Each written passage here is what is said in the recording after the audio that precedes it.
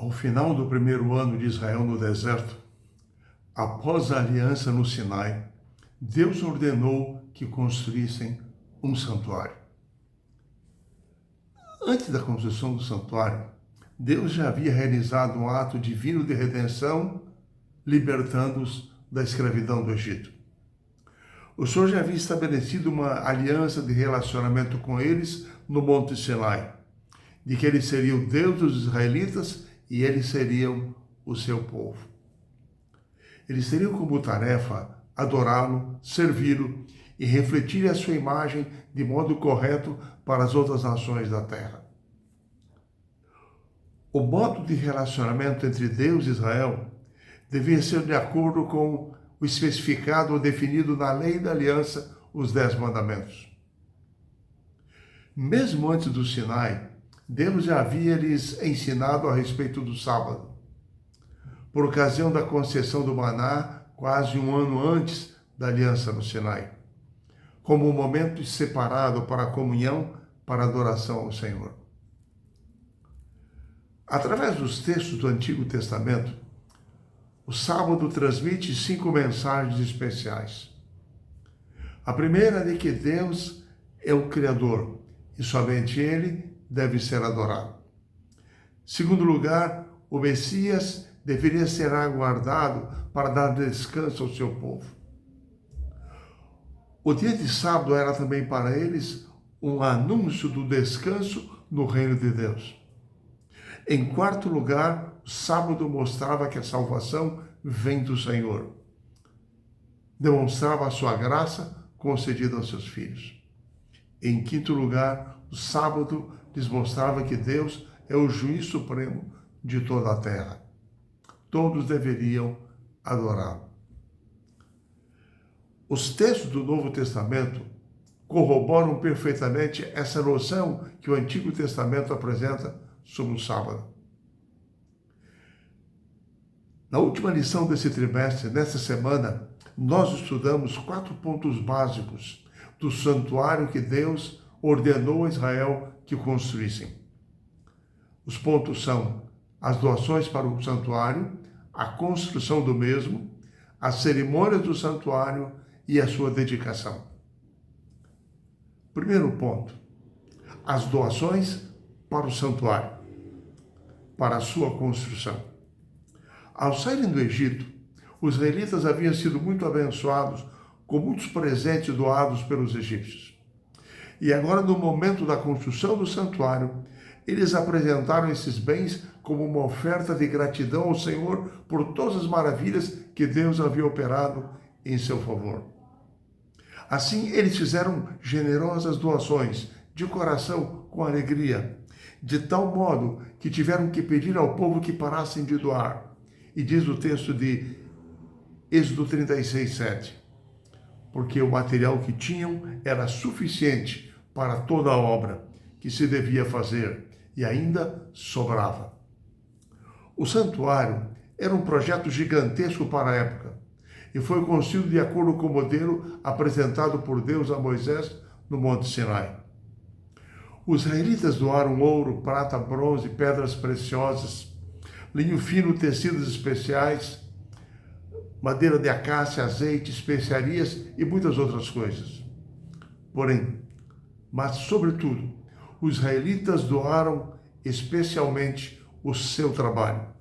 Eles se mobilizaram, produzindo objetos de modo dedicado, com um grande valor artístico.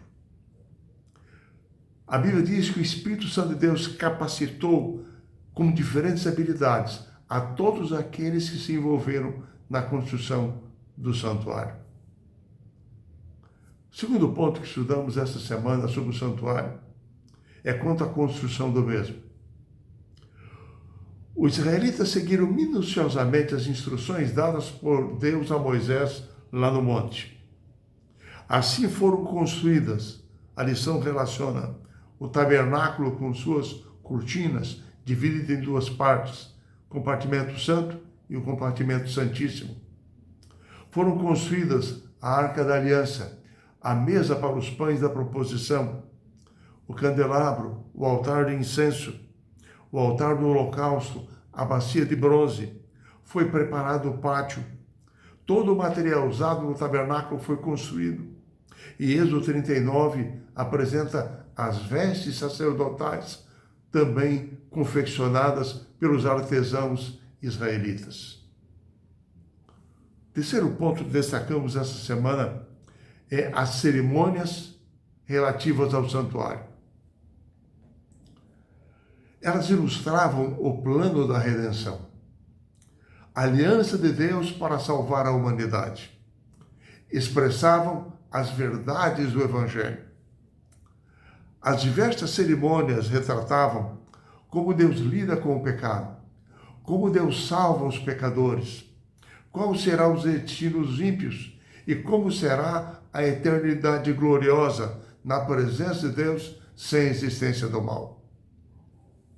Dois tipos principais de cerimônias eram realizadas no santuário: o sacrifício diário e o sacrifício anual, que mostravam como Deus lida, como Deus salva os pecadores e como Deus lida com o problema do pecado. No sacrifício diário, ele apontava para a morte do Messias Cristo na cruz do Calvário. Mediante esse sacrifício, os pecadores recebiam o perdão de Deus para os seus pecados. O sacrifício diário simbolizava a justiça de Cristo cobrindo os pecadores, garantindo salvação para aqueles que confessavam os seus pecados. O sacrifício diário apontava para o ministério de intercessão de Cristo no santuário celestial. Após sua morte, ressurreição, ascensão aos céus, numa obra de intercessão, de aplicação dos méritos da sua justiça, em favor de todos aqueles que nele creem e passam a ter o seu nome escrito no livro da vida. Essa era a prefiguração do sacrifício diário. O sacrifício anual era realizado no 10º dia do 7º mês, o dia da expiação. Era um sacrifício ministrado pelo sumo sacerdote. Na simbologia bíblica, durante todo o ano, no sacrifício diário, os pecados confessados e perdoados eram simbolicamente transferidos para o santuário, que ficava então contaminado pelos pecados do povo, aguardando a sua purificação no dia da expiação. Assim é que o sacrifício anual, o dia da expiação, apontava, prefigurava o juízo final de Deus ao final da história, o juízo investigativo e executivo, eliminando o pecado. Os pecadores não arrependidos, após o milênio, quando Deus fará novas todas as coisas. O quarto ponto que estudamos essa semana foi a dedicação do santuário. O ponto alto da jornada de Israel no deserto, e que está relatado no último capítulo do livro de Êxodo, que começa dizendo: assim acabou Moisés a obra. No primeiro dia, no 2º ano no deserto, o santuário com todas suas peças construídas, suas colunas, a tenda com suas cortinas, todo ele foi levantado e foi inaugurado. Em Êxodo capítulo 40, verso 34, relata que quando o santuário foi erguido, estava pronto para ser utilizado, diz o texto bíblico, então a nuvem, que simbolizava a presença de Deus, cobriu a tenda da congregação e a glória do Senhor encheu o tabernáculo. A Shekinah, a glória do Senhor, era a manifestação da sua glória, a revelação da presença próxima e permanente de Deus naquele lugar. Assim, aquele momento de inauguração, de dedicação do santuário, da manifestação da presença de Deus através da Shekinah, foi o clímax dos acontecimentos da aliança de Deus com Israel. Naquele dia foram consagrados também Arão e seus filhos com as vestes sacerdotais. todos os utensílios do santuário foram dedicados ao Senhor. Depois que Moisés colocou no Santíssimo, segundo compartimento do santuário, a Arca da Aliança, contendo a lei de Deus, colocando sobre ela a tampa do propiciatório. Depois daquele dia, nunca mais Moisés entrou no Santíssimo do santuário. Somente o sumo sacerdote passou a entrar uma vez ao ano, no dia da expiação. A nuvem da presença de Deus permanecia todo o tempo sobre o santuário. E Êxodo diz que a nuvem ali permanecia durante o dia e à noite ela se transformava como que numa nuvem de fogo. O santuário de Israel era a exemplificação da obra salvadora de Cristo Jesus. Prefigurava o momento em que Deus armou o seu tabernáculo com a humanidade, mediante a sua encarnação através de Jesus. Pensemos, se Cristo não tivesse vindo ao mundo, assumido a natureza humana, Deus seria apenas uma ideia metafísica na mente humana, não algo real. Seria um ser transcendente, distante. Porém, a Bíblia diz que o Deus eterno desceu até nós. Ele tornou-se Emanuel, Deus conosco. Deus veio do céu para viver a nossa história. Encarnou-se para viver conosco. Enfim, nesse trimestre, no livro de Êxodo, nós aprendemos que o santuário terrestre em Israel foi construído de acordo com o modelo mostrado a Moisés no monte. Uma ilustração para a humanidade do verdadeiro santuário celestial, edificado pelas mãos de Deus. O santuário celestial está onde está o trono de Deus no céu, de onde Cristo reina sobre o universo, onde ele é adorado pelos anjos e de onde ele julga todas as coisas.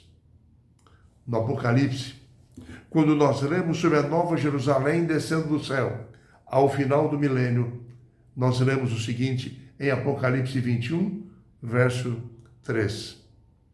Então ouvi grande voz vinda do trono, dizendo: Eis o tabernáculo de Deus com os homens.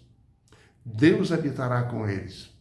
Eles serão povos de Deus, e Deus mesmo estará com eles. O estudo do livro de Êxodo nos enche com a certeza de que Deus guiou a história do seu povo, dos seus filhos, a história do mundo no passado. Isso nos impulsiona com a esperança, com a certeza de que Deus está guiando hoje o Israel espiritual, a sua igreja, rumo a Canaã celestial. Que você e eu permaneçamos alicerçados nessa maravilhosa esperança que nos é apresentada pela palavra de Deus.